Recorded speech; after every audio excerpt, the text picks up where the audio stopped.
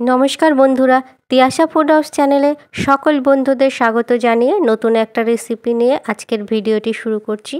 আজকে আমি আপনাদেরকে নানান রকমের সবজি দিয়ে মাছের মাথা দিয়ে একটি তরকারি রান্না করে দেখাবো। আজকের এই রেসিপিটি খুবই সহজ, ঘরে থাকা মাত্র কয়েকটি উপকরণ দিয়েই আজকের এই রেসিপিটি তৈরি করা যাবে। তাহলে বন্ধুরা, আশা করছি আজকের আমার এই ভিডিওটি আপনারা পুরো দেখবেন আর ভিডিওটি স্কিপ না করে অবশ্যই দেখতে থাকবেন। আজকের রেসিপির তৈরির জন্য এখানে আমি সবজি নিয়ে নিয়েছি। সবজির মধ্যে নিয়েছি আলু, নিয়েছি কুমড়ো আর নিয়েছি বেগুন। প্রথমে আমি কড়াইতে তেল দিয়ে দিলাম। অবশ্যই সরষের তেল দিয়ে রান্নাটা করব, তাহলে বেশি টেস্ট হবে। এরপরে মাছের মাথাগুলো ভেজে নেব। মাছের মাথার মধ্যে হলুদ আর নুন মাখিয়ে নিয়েছি। এখানে কাতলা মাছের মাথা নিয়েছি, আপনারা চাইলে রুই মাছের মাথাও নিতে পারেন।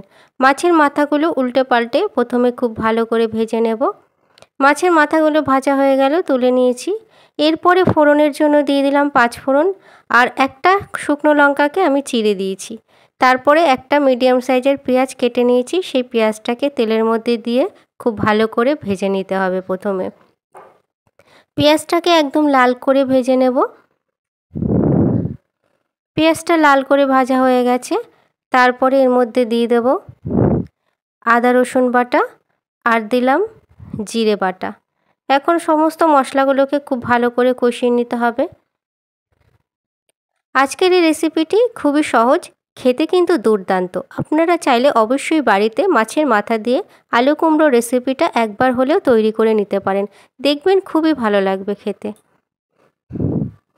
কষানো হয়ে গেছে। কষানোর পরে এখন এর মধ্যে দিয়ে দিলাম ঝালের জন্য 4-5টা চেরা লঙ্কা। আপনারা যদি বেশি ঝাল খেতে পছন্দ করেন তাহলে সেক্ষেত্রে লঙ্কার পরিমাণটা আরও বাড়িয়ে দিতে পারেন। এরপরে দিয়ে দেব কেটে রাখা সমস্ত সবজি দেওয়ার পরে সবজিগুলোকে কষিয়ে নেব ভালো করে। সবজিগুলো 2 থেকে 3 মিনিট এরকম আমি কষিয়ে নেব। তারপরে দিয়ে দেব পরিমাণ মতন স্বাদ অনুযায়ী নুন আর দিয়ে দিচ্ছি হলুদের গুঁড়ো।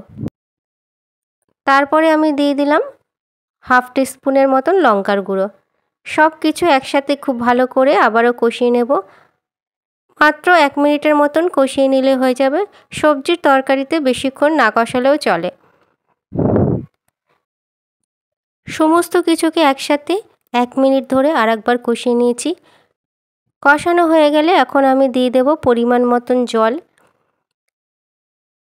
জলটা দিয়ে একটু নেড়ে চেড়ে নেব। পরিমাণ মতন জলটা দিতে হবে, কারণ সমস্ত সবজিগুলো খুব ভালো করে সিদ্ধ হবে, তার জন্য জলটা একটু বেশি করেই দিতে হবে। জল দেওয়ার পরে এখন আমি একটা ঢাকনা দিয়ে ঢেকে দিলাম। মাত্র 20 মিনিট এইভাবে ঢাকনা দিয়ে ঢাকা থাকবে। তারপরে আমি ঢাকনা সরিয়ে দেখে নিলাম সবজিগুলো মোটামুটি সিদ্ধ হয়েছে। সবজিগুলো যখন অল্প সিদ্ধ হয়ে আসবে তখনই দিয়ে দিতে হবে মাছের মাথা।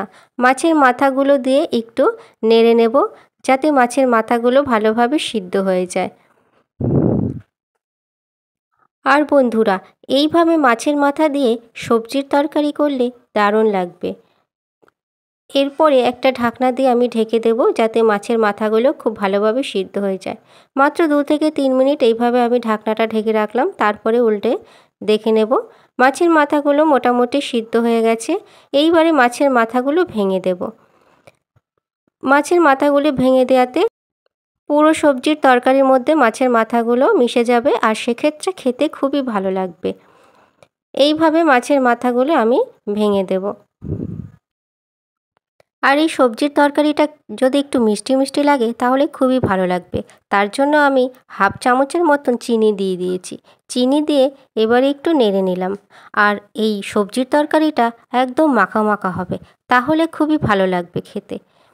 তাহলে বন্ধুরা, আজকের এই মাছের মাথা দিয়ে সবজির তরকারি রান্নাটা যদি আপনাদের ভালো লেগে থাকে, একটা লাইক অবশ্যই করবেন। এছাড়া কেমন হয়েছে আজকের এই রেসিপিটা তা অবশ্যই কমেন্ট বক্সে কমেন্ট করে জানিয়ে দেবেন। আপনারা যদি বাড়িতে এই ধরনের রেসিপি তৈরি করেন তাহলে অবশ্যই আমাকে কমেন্ট করে জানাবেন। এছাড়া রেসিপিটা বন্ধুদের সাথে শেয়ারও করে দেবেন। পরবর্তী এই ধরনের আরও নতুন নতুন রান্নার ভিডিও পাওয়ার জন্য চ্যানেলটিকে অবশ্যই সাবস্ক্রাইব করবেন আর পাশে থাকা বেল অপশনে ক্লিক করবেন, যাতে পরবর্তী রান্নার নোটিফিকেশান আপনার ফোনে প্রথমেই পৌঁছে যায়। আর আপনারা অবশ্যই ভালো থাকবেন, সুস্থ থাকবেন। পুরো ভিডিওটি দেখার জন্য অসংখ্য ধন্যবাদ।